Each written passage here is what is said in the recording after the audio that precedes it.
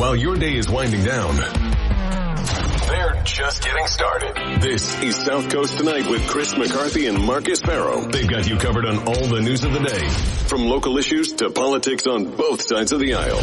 This is the place where the movers and shakers come to be heard, to listen, and where they're held accountable. This is South Coast Tonight on WBSM.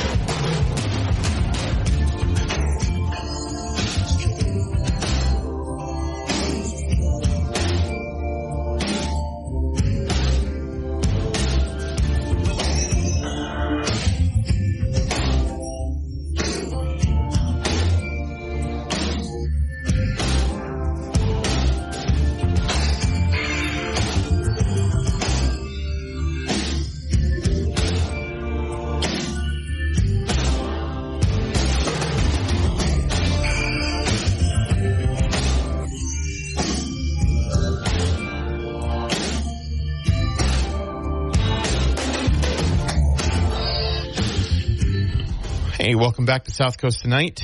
I'm Marcus Farrow.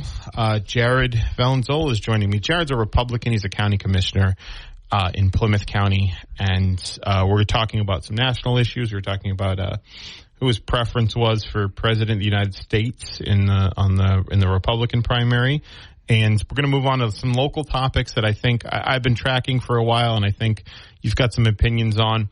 One of them is this sort of new wave of town-by-town nip bans being passed. The ban on nips, alcohol, for people who might not know what a nip is, little tiny bottle of alcohol. Mm-hmm. A lot of people buy them in certain quantities, but they're little tiny bottles of alcohol. There's bans passed town by town, mostly on sort of environmental grounds, like people say that there's a great deal of littering that is associated with nips that isn't with larger quantities of alcohol. I saw Brewster pass the nip ban last week sometime. Fairhaven in their town meeting, I believe, passed the nip ban as well. That was championed by the Sustainability Committee. I think Wareham over in Plymouth County might have, and I know there's probably some other Plymouth County towns that have passed nip bans. Yeah, it's catching on like wildfire, I think. What's your take on it? I mean, I think there is I think something to be said about keeping your town or your city looking better, having less trash, absolutely, and maybe fewer nips distributed means less trash. What do you think? Well, what I will say is I've done a lot of community cleanup days. I live in Rockland. I grew up there. So I participated in some of our community cleanup days. And yes, nips are a problem, and mm-hmm. It is a problem when you're doing those community cleanups. But I do note the irony that another major issue and item you tend to see on the side of the road are discarded lottery tickets. Yeah. I don't see those towns skewing lottery revenue from their cherry sheet from the Commonwealth and adjusting their budgets accordingly. Sure. So I do know the selective outrage. I agree it's a problem. I will say, being an environmental problem, for one, of course, but an even bigger problem that it sort of invites is, well, how do these nips end up on the side of the road? Because somebody maybe was driving and threw them out their window. So you have people drinking and driving with them. You have people consuming them in public, thus public intoxication issues. You can't legislate manners, right? Yeah. At the end of the day, you're trying to legislate people who inherently don't have manners, right? I mean, at the end of the day, you're littering, and then people like me and you, Marcus, and others are going out and doing community cleanup days and cleaning up their trash. Banning nips doesn't solve that problem, because ultimately what happens, and I've spoken with plenty of liquor store owners about this, one of the things to note is that folks who are buying nips are by and large doing so to measure their consumption. Right? So folks who unfortunately have a drinking problem will buy a sleeve of nips because they feel as if they are regulating their drinking by doing so. Unfortunately, they do discard those nips on the side of the road. But if you ban those nips and let's say you ban them across the state where it just becomes unfeasible for someone to go to Rhode Island to get them, they're going to move up to buying the pints. Yeah. And then you're going to find those on the side of the road. They'll move. You're not correcting the problem. At the end of the day, the root problem is the individual. The nip is just The nip is an item at the end of the day. You need to start figuring out ways to correct what the root problem is, which is the individual. I'm not talking about alcoholism because I know that's a disease, but just what makes someone want to throw that out the window. And again, something to potentially really focus on. And when I worked in the legislature 10 years ago for former Senator Hedlund, so now the mayor of Weymouth, he did this with lottery tickets. And there's a reason why I started off with pointing out lottery tickets.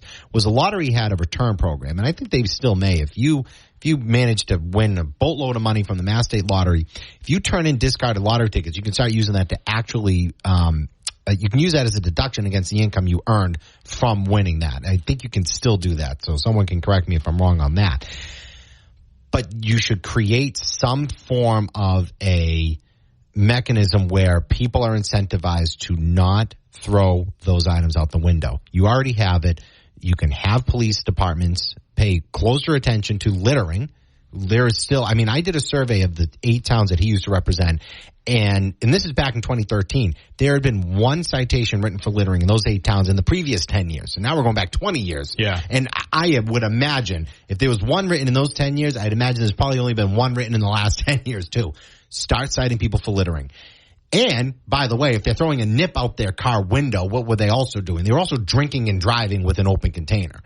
I think if you start enforcing the laws that are already in place as it relates to littering and drinking and driving and public intoxication, you will start seeing that problem corrected real fast. Because people are going to wake up. I think it's a $100 fine for littering. People are going to wake up real fast if you're driving down the road, if an officer's driving down the road and they see someone huck a nip out the window, you nail them for littering. On, like state highways, it could be 300. It could be more. Yeah. Start enforcing those rules, and you don't need to ban the item because it doesn't stop littering. There's still littering. It's not going to. I live on a main road. I water my lawn because my lawn and I have been at war for the last 5 years since I bought the home. Look at it. Every time before I water, I have to pick trash up, fly, just all sorts of. I picked up somebody's baseball, like, you know, when we were kids playing Little League. Yeah, right. The little fake baseball kinds of. It was a kid. Like, how did that end up in my front lawn? I don't have kids. My tenants' kids do not play. They're in their 20s. Like, I'm like, where did this come from? Yeah, right. I'm not going to advocate banning that because that trash was in my front lawn. Again, I think we have laws and rules and mechanisms in place now. Enforce the ones that are in place now, and that should start correcting the problem. Again, the littering one is a big one. There are laws in place for that. That could be a moneymaker for towns. I don't litter. Look, I hate taxes. That's why somebody had actually said to me before, what about doing a bottle deposit? That's, to me, another sort of tax, right, to some degree. I don't mind that because it's like if you return your bottles, you get a nickel back, fine. But, again, enforce the litter laws, and that could be a moneymaker for communities and for people like me that don't litter, that hate litter, abhor it. It's not going to apply to me. I've never littered in my life. Sure, you don't either, Mike. No, littering sucks. Right? Yeah, don't litter. But littering sucks. That's all it is. Yeah, littering. It does. If you just start citing people for it, that nip that you bought for probably a couple of bucks. If you get caught throwing out the window and you get cited $100 or pulled over for DUI. Yeah, right. It's going to cost you wholly. You're going to think twice about littering. Well, so in 508-996-0500 is how you can join. So you're against the nip bans. One thing I wonder if you'd respond to it, and I think you already have in a way, but in the town meetings, they did it in Harwich. They've done it in other town meetings. They did it in Fairhaven, too. They have these receptacles that are full of nips, and they're all dirty nips, and they're saying this is what we picked up in a day, or this is what we picked up in the amount of time that we had to clean it up. So is it such a persistent problem as to be sort of irredeemable at this point and necessary to ban? No, I don't think so, because ultimately you could do that with anything. I mean, nips is the example right now. But again, if you ban nips, they're going to show up with the pint bottles, with the pints, and they'll be, well, look at the pints that we're finding on the side of the road now. Now, obviously, you know, the nips. I mean, again, I'm presuming someone gets in their car, they crack a couple, have a couple. They're walking around, or they're walking around. They're easier to conceal. Banning the item doesn't necessarily correct the problem because the problem is littering. Right? I mean, ultimately, the issue is littering. So how do we stop people from littering? you can ban that. Again, they don't talk about banning lottery tickets, right? Because they get a lot of money from the state from lottery revenue. And I'm not banning, by no means do I advocate banning lottery tickets either. But I don't see that correcting the overall problem, which the root of it is littering. Mm-hmm. Enforce the laws that are in place now on littering, and you will see that problem corrected considerably. And again, easy moneymaker. An easy moneymaker. I mean, I was behind someone and there was an officer. I mean, I was behind someone that threw something out the window and there was an officer parked and they didn't move. Now imagine if they moved and wrote a ticket. Mm-hmm. Again, that could be revenue for these towns. It would be revenue for these communities. And it would, in my opinion, begin correcting that issue very quickly. And then the only other thing, again, I don't necessarily support it, but if you really wanted to do it at the state level, they could start putting a bottle deposit on nips and other items like it, because you don't see Pepsi or Coke bottles on the side of the road. You don't see beer cans on the side of the road because people are picking them up and turning them in and getting that nickel back. Again, I don't necessarily advocate for that because I look at that as sort of a passive tax, and I don't like taxes, especially. So how is it a tax? Well, because is someone like me going to necessarily turn in my Diet Coke bottle or a beer can? No, I usually don't. Right? That's an effort that I don't feel like undertaking. I mean, I don't drink anymore, but when I was, that's just an effort I don't feel like undertaking. So that is, by and large, a tax. On top of the fact that I'm already paying a built-in excise tax on that product to begin with, alcohol, right? I mean, there's no sales tax on it because thankfully we repealed that, but there is a built-in excise tax on that product to begin with. It's already baked into the price. So as far as I'm concerned, you're just layering another tax on it. That would correct the problem, though, because then people would pick up nip bottles and turn them in. But I don't think you necessarily need to go that route. You can go the route of enforcing the laws that are in place. And look, increase it. Make it $1,000 fine. Make it a $500 fine. Make it a surchargeable offense if you get caught throwing out your window. I mean, there are many ways. Surchargeable offense. Oof. Yeah, there are many ways you can deter littering. For people who don't know, surchargeable offenses that's the big one. Are something that could carry a surcharge on your car insurance. Mm-hmm. If you were to get 3 surchargeable offenses in a 2 or 3 year period, you have to take an 8-hour course. Yes. And you have to sit there all day. You have to take a test at the end of the day, and you have to get I think a B+ on it or something like that. And if you get enough surchargeable offenses, then there's suspensions that kick in and stuff like that. So that would be a serious. It could be a deterrent. Oh, I think it would. But again, you're also getting caught, though. This is the caveat I give. You're also getting caught throwing an alcohol. Yeah. You're getting caught throwing an alcoholic beverage out your car window. Well, if you're doing it while driving, which I believe a lot of people are, they're putting it in their coffee or they're putting it in their Yeti. This is water. You can test it if you'd like. But they're putting it in there. They're putting it in their travel. They're putting it in their travel. They're traveling. They're driving. They're putting it in their travel cups. Jeez, it took me too long to get to that word. They're putting it in their travel cups, and then they're throwing it out the window because they figure, of course, and they're wrong. I mean, a police officer would have to have reasonable doubt to want to confirm that that's alcohol in there, right? So if they see an empty nip bottle on the car floor, they know it's probably alcohol in there.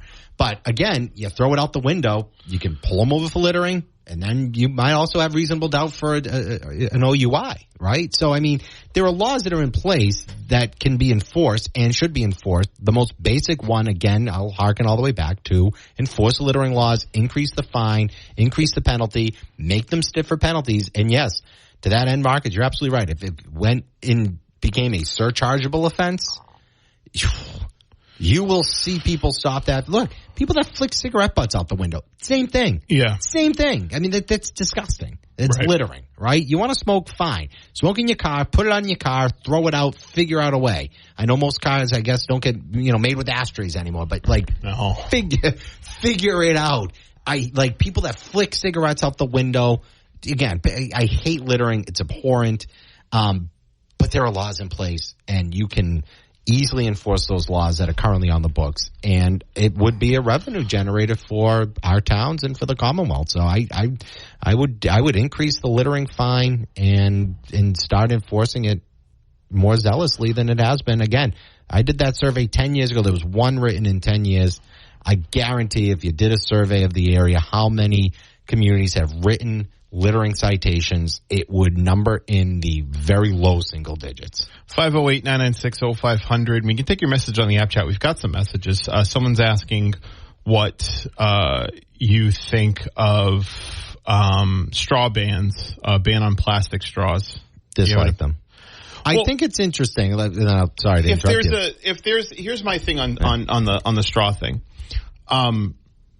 Those cardboard straws, they're not great. Right. I don't like them. A lot of people don't. Is it like if straws are so environmentally toxic as to like this is a compromise we have to make for a cleaner environment, that doesn't, not to jeopardize the marine life, especially in an area like this. I think it's one that's reasonable to make. But if there is, I think if there's a sustainable option, I feel like I'm okay with it. So I don't disagree. But again, a plastic straw ban holds for me the same principle of the nip ban. You can ban plastic straws, but you're not correcting the main root of the problem, which is bad behavior on the part of the individual. Yeah. And you can ban all sorts of things all you'd like. You're still not correcting the problem. When it comes to straws, though, to the environmental part, and you're right, and there's, again, penalties for dumping in the ocean that, again, need to be enforced. I know it's a lot harder. Obviously, boat goes out. It's going to be very hard to track those. But again, pleasure boats, people that are hanging out in our harbors, hanging on the bays, you can enforce those rules and regulations, again, more on the water as well. But again, banning things doesn't correct bad behavior. The other thing with the straws, with plastic straws, is, well, how do we make paper straws? And I recall there are times where we got to save trees, right? Because trees, so now we need to chop down more trees to make more paper products. So to me, there needs to be a balance. I think creating a plastic straw, we have the technology to be able to do that in an environmentally friendly way. And again, we have laws that are already in place to enforce people from behaving poorly when it comes to littering. Enforce those laws, enforce those rules.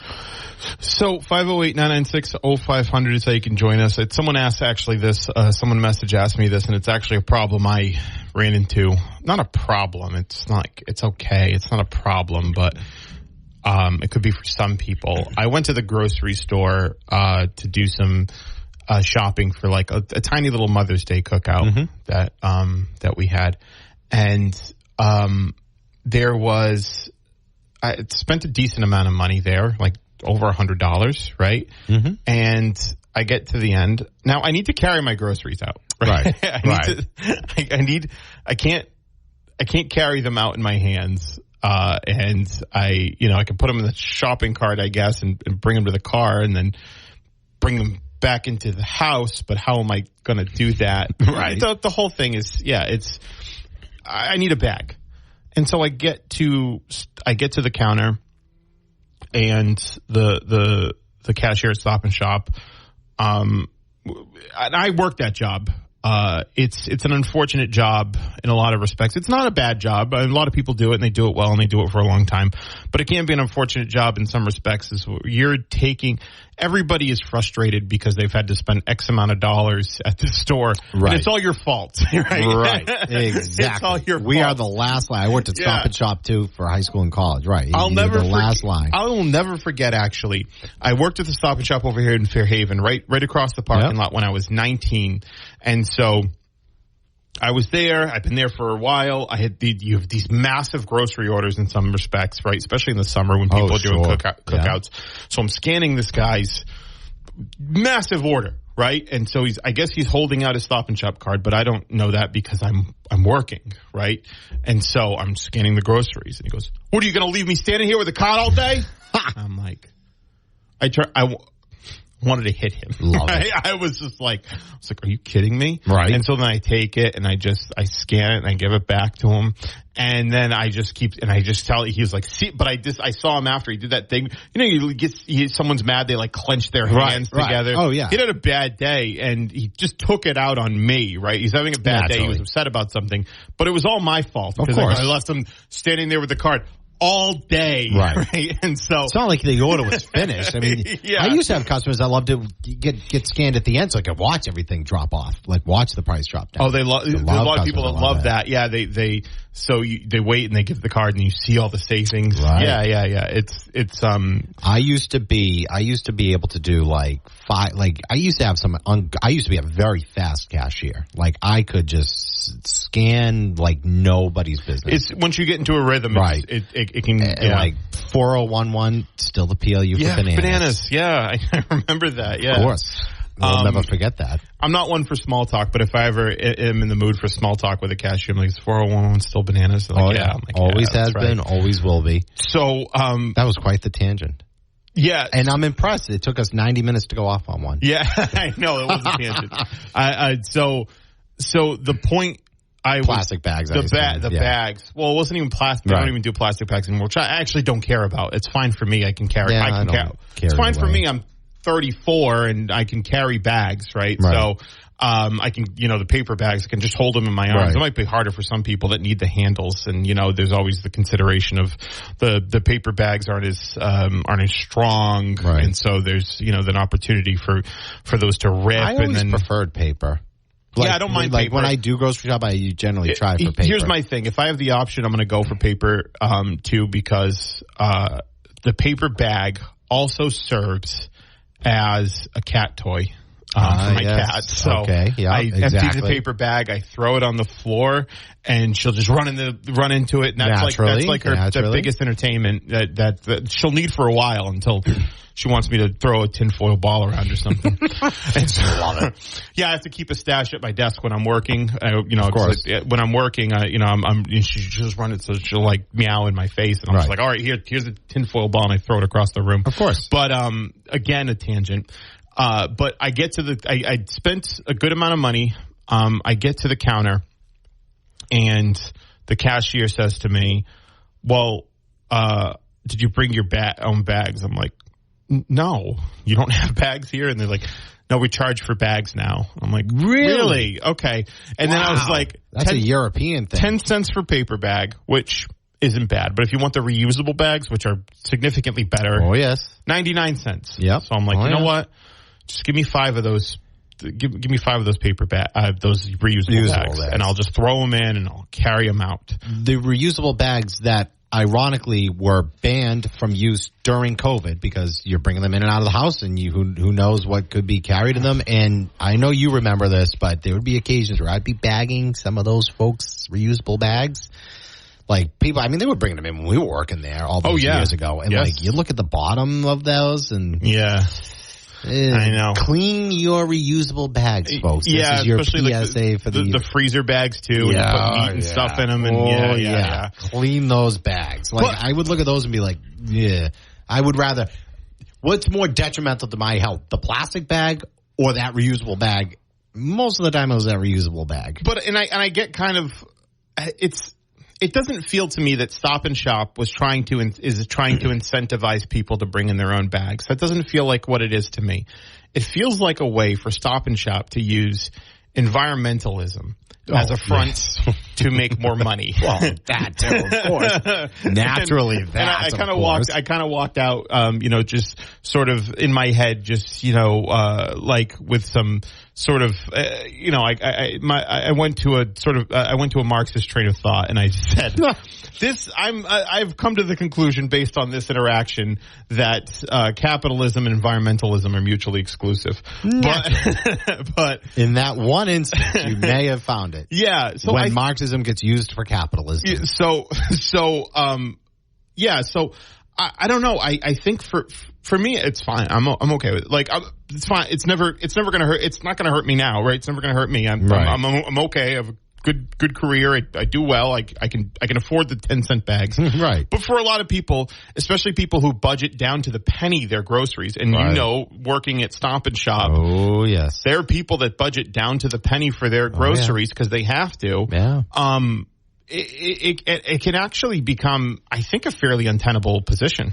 It can. And, it's interesting, again, when we talk about a lot of the folks that sort of push these things, they, on the one hand, push these things that increase the cost for low and middle income folks, while simultaneously talking about how they are for low and middle income folks, right? So there's sort of the ironic doublespeak position there for where I just like to note the irony, which is why, again, I generally don't support ever really banning anything, because ultimately, while I abhor the bad behavior, it's the bad behavior. And again, there's ways, again, to keep plastic bags and straws out of our rivers and streams and our oceans and harbors and lakes. We have a way of doing that. We need to be better at enforcing the way of doing that. And I don't think we are. Banning that item. And again, back to the straw question, weren't we at one point, I may remember growing up, it's always cyclical with these things, it feels like, weren't we talking about preserving trees? We need to save trees. We can't keep cutting down trees. Trees are not finite. Okay, fine, I agree. So we need to limit our use of paper, recycling, and recycle paper, and don't print that email if you can avoid it. But now we're going to turn trees into straws. Yeah. That disintegrate in your drink after a while, and you end up using more. Look, if I go out and I have a drink with a plastic straw, I use one straw. I don't use two. Sometimes save the straw. I use one straw, one plastic straw for the entire night. But if you're giving me a paper straw, well, that thing disintegrates after a while. You need to keep giving me those paper straws. So, and again, I only drink water now when I go out. But it's always a solution in search of a problem. When we already have the solution in place, enforce your littering laws. Let's take a break. Okay. So, welcome back. I want to talk about immigration. It's a hot topic on Friday night when Chris and I were talking about it. And it's still a hot topic today, I think, because Title 42 was just lifted. Title 42 was... it's an old law, but it was implemented during the Trump administration, I think using the guise of public health to keep migrants out of the country, basically an enforcement of the Stay in Mexico policy. The Biden administration did carry it over for some time, much to the, I think, dismay of a lot of immigration activists. It's been lifted. And so there will be, I think, an increase, and I think there already has been an increase of migrants coming through the southern border in particular. Considerably. Jared, what do you think about this new development? I think it's unfortunate. I think there's a real problem at the southern border, Marcus. And I'll just share a story anecdotally. Again, back to being on the National Committee for the Young Republicans, our meeting last spring, so not the one I was at in Cleveland a few weeks ago, but last year, 2022, was in Scottsdale. And the contingent I went out with, the chair, the National Committee woman, and I decided to stay a few more days after the conference because it's Arizona. It's beautiful, right? Scottsdale, Phoenix area.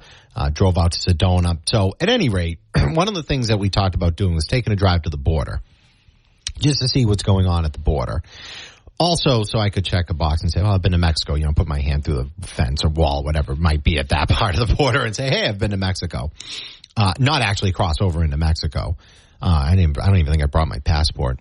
At any rate, we scrapped that plan because we had a congressman that spoke to us, an Arizona congressman, Andy Biggs, who I know was on the Hobby Car program a lot. And he gave a speech about one of the last times he went to the border. And when he got there was a woman that had been, not arrested. She was just sitting on the side of the road. She was zip tied. It was sort of like they were processing what was going on with her. And she had a big bag of pills on her lap. And he approached her and he asked her, he said, well, what are the drugs for? And she goes, well, those are morning after pills. He goes, why do you have so many morning after pills?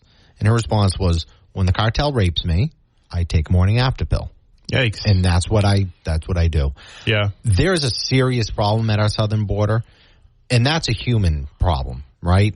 This needs to be addressed, and this needs to be addressed by lawmakers from both parties figuring out what the solution is. There is an influx of migrants, and I've had this conversation before.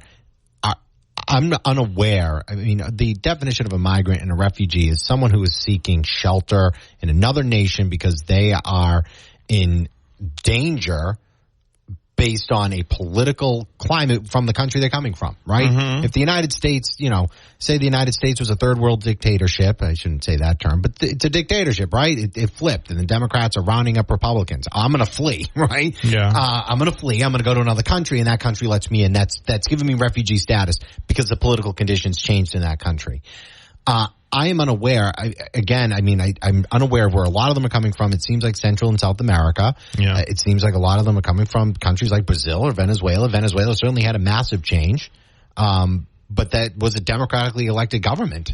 The voters made the choice in those countries. I'm not seeing, for me, where the issue. Let me rephrase this. I'm not seeing. You're not seeing an example of, like, this is an extreme one, Jews fleeing Nazism. Like, that's not what's happening in these countries. Like, the political conditions have changed. There's the Hitler reference for the evening. And they're finding their way. But, I mean, those types of conditions aren't existent in those countries. You know what, though? It's not. So here's the thing. At least on the numbers that it is, because a lot of these countries, there's no common tie that binds a lot of these folks. I disagree. Nicaragua, Venezuela, Honduras, most of the Central American countries do have, I think, a common thread, and it's that a lot of the political upheaval and turmoil is a direct result of U.S. policy, and so we are meddling in the affairs in some cases. Venezuela is. They did have elections. They did have an election. They elected Nicolas Maduro. They elected Hugo Chavez before him. Obviously, not model, I think, elected officials. And we'll take your calls. We see them on the line at 508-996-0500. But remember, we just decided to go to Venezuela and say, hey, this guy, Juan Gallego, that you've never heard of, he's your president now. We're going to recognize him as your president. He lost the election, but he's your president now. And so we've done that in, I think, countless other countries. Banana republics obviously comes from a term of, overthrowing governments to make them more amenable to invitation for the United Fruit Company, an American company, right? Because the fertile was soil for bananas. So it seems to me, in a lot of this rhetoric around, why don't you go back to your own country and all this? Why don't you try to make it better? It seems to me that, like, it's sort of, I think it's reprehensible in the sense that, we're the ones, I think, that are most directly responsible for a lot of the political conditions there. And then we're creating this chaos and then telling them to go back to their country. We don't have the house for him here. Listen, Jared, we'll take your point after this call. Good evening. Hello. Hello. Hey. Hi. What's up? Yeah, talking about the immigration. Yeah. It's close to home here. I'm a Taunton resident, and we received 130 families at the used to be the Holiday Inn in Taunton, up in the industrial park. Yeah. It's probably a 7 or 8 story high hotel. Yep. And anyway, 130 families. I guess the multiplier would be 3 or 4. So I'm talking about 600 folks. But they're families, and that's a good thing. And they're not lone wolves. They're people that need help. But I don't know if we can absorb, all at once. And there seems to be no plan from the governor's office. But the state actually located them in Taunton. The thing is that I hope we don't get drastic like New York, who is evicting veterans, down and out veterans from their apartments, circumventing the procedure. And when you don't have a veteran doesn't have an apartment or residence, receives no benefits. He's not only homeless, he's dead broke, no penny, no nickel, no dime.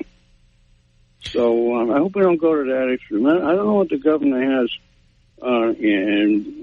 set up or anything, but these Haitian families, they're in desperate, they're in really tough shape. So let's help them.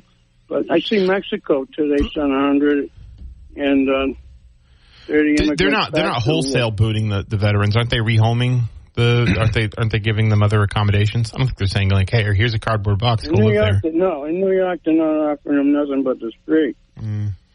It's up to the Veterans Department to pick them up, but the Veterans Department cannot handle any benefit money.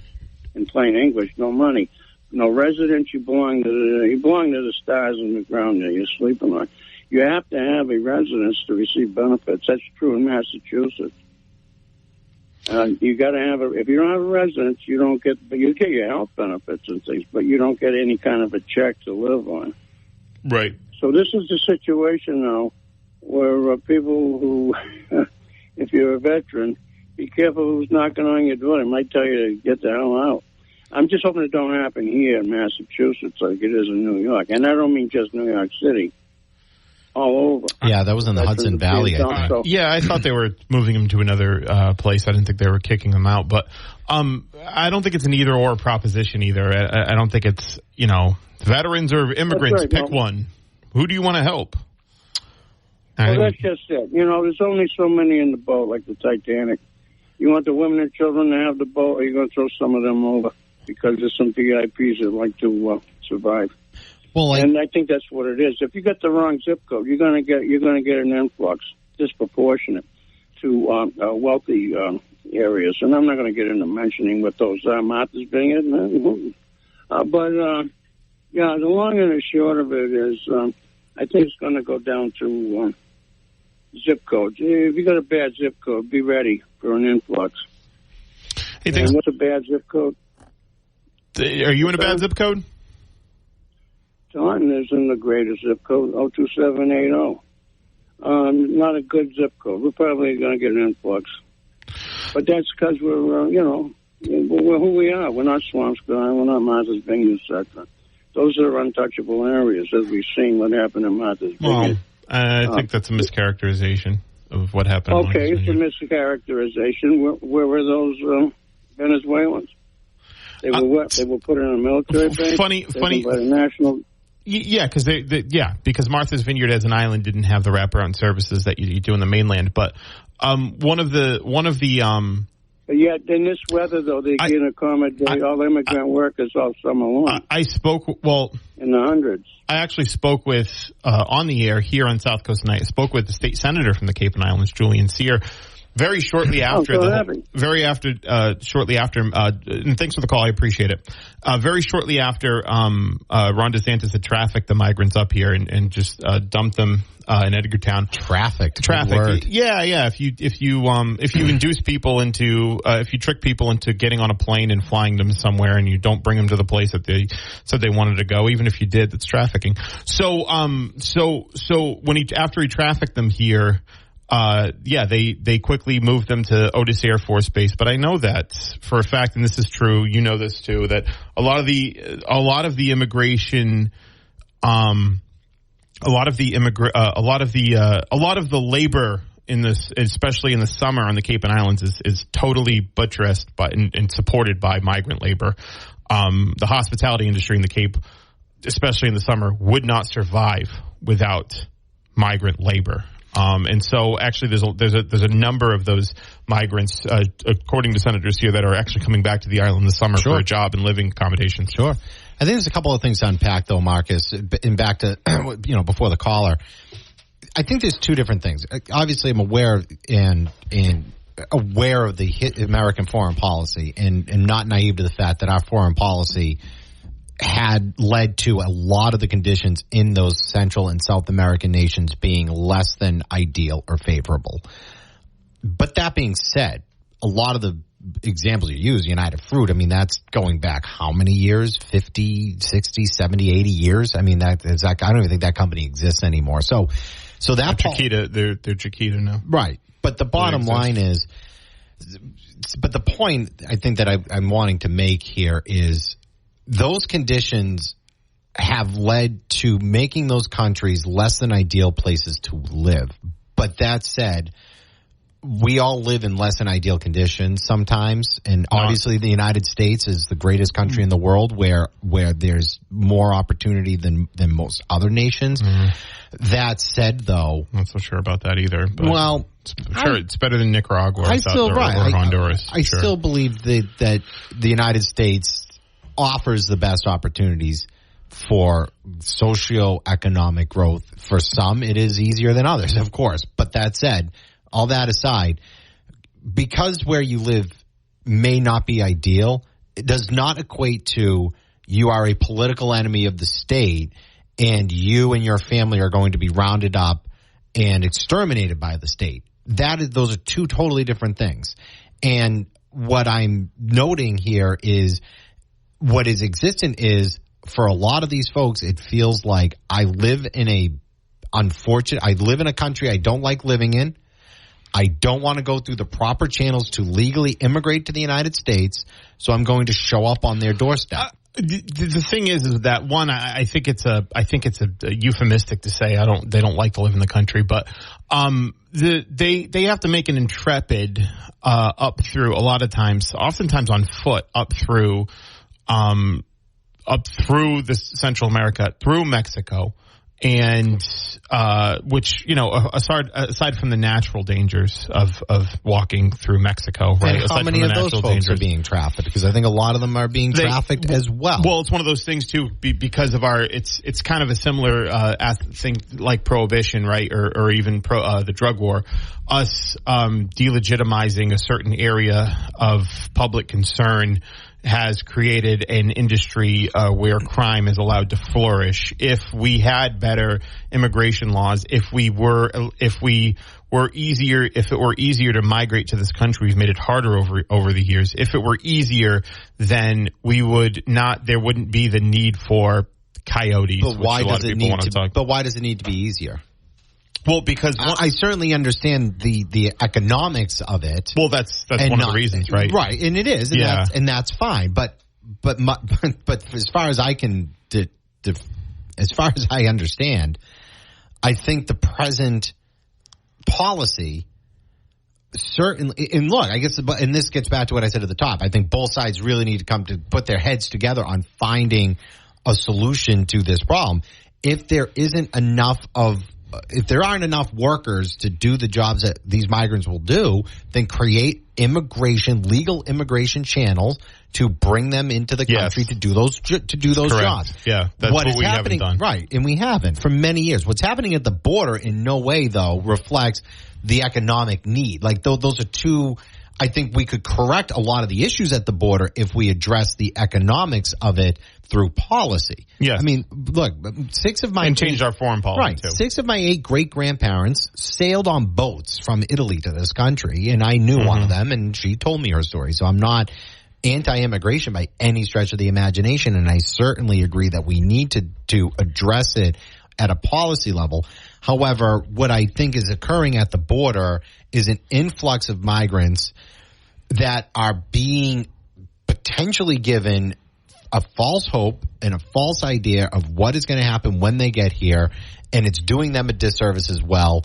I don't think it necessarily has as much to do with what our foreign policy was during the Cold War, because obviously all that policy what it is now. It's not like we're not. Well, like we got a hands-off policy in Central America, especially with a lot of the resources we want to exploit. What does Venezuela have that we want? Oil. Yeah, exactly. Naturally. Exactly. But that being, it gets back to where I think our foreign policy was and has been poor. But again, I make the Cold War reference because a lot of the foreign policy decisions that were made in Central and South America were framed by keeping communism out of our sphere of influence. That's sort of what the framing was up until the collapse of the Soviet Union.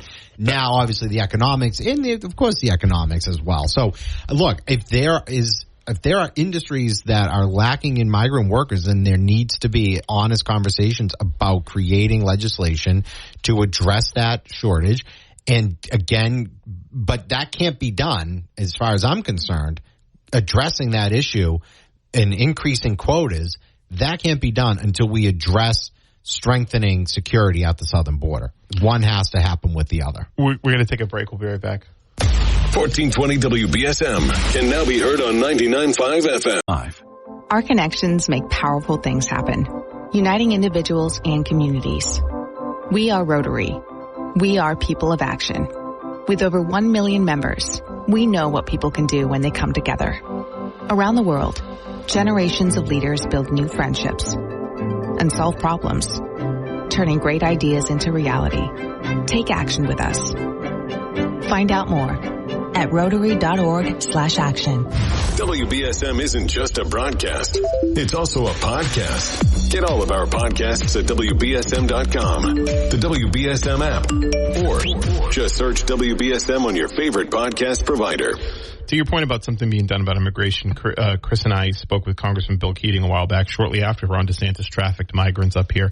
And he had just had dinner with Senators Mark Warner and Chris Coons. And so they called in afterwards, and like they said, one of the conversations they had was talking about getting something done on immigration. Now, I like Congressman Keating a lot. I think he does good work in Congress. I think he's good for the district. But after the interview, when they talked about that, they talked about how it's important in the labor market and all of that. In Massachusetts, it's particularly important. We need more. We actually need more migrants in Massachusetts for the labor market. But I said to Chris, nothing's going to get done. We've been hearing this for years, and even though this sort of maybe started a conversation, which was the argument that people are making in favor of DeSantis, I haven't heard a single thing, a single policy, a single realistic bill being proposed that would do anything to solve the crisis of our immigration policy. It's interesting though, and I will say this: I think. For me, as a Republican, I believe in law and order. So if you want to immigrate here, my family immigrated here legally. That there was a process, there was a system in place. Certainly, it's a lot more difficult now. It is. Every airport is a border. Every international airport is a border, right? People can come in. They come in on a visa. They overstay their visa. So it's not like this is a Hispanic only matter. A lot of Irish folks immigrate here illegally and have. So I don't mean to pick on the Irish, but my point... And half of them fly in any way. And fly in and stay. Expire. That's the point. Their visas expire and they stay. So immigration overall isn't just a southern border issue, but the point for me as a Republican is a lot of these folks, especially Hispanics, tend to actually be a little bit more conservative. They tend to be Catholic. They tend to be more religious. Yeah. So, for some reason, Republicans, I think, go hardo on this. Yes, again, I do too, because I believe in law and order and I believe in following the rules. But, if you engage them, because I think the biggest fear is they become Democrat voters. It's like, well, no, if we actually put the effort into engaging them, like Ron DeSantis has done so in Florida, especially with the Cuban population in Miami, they can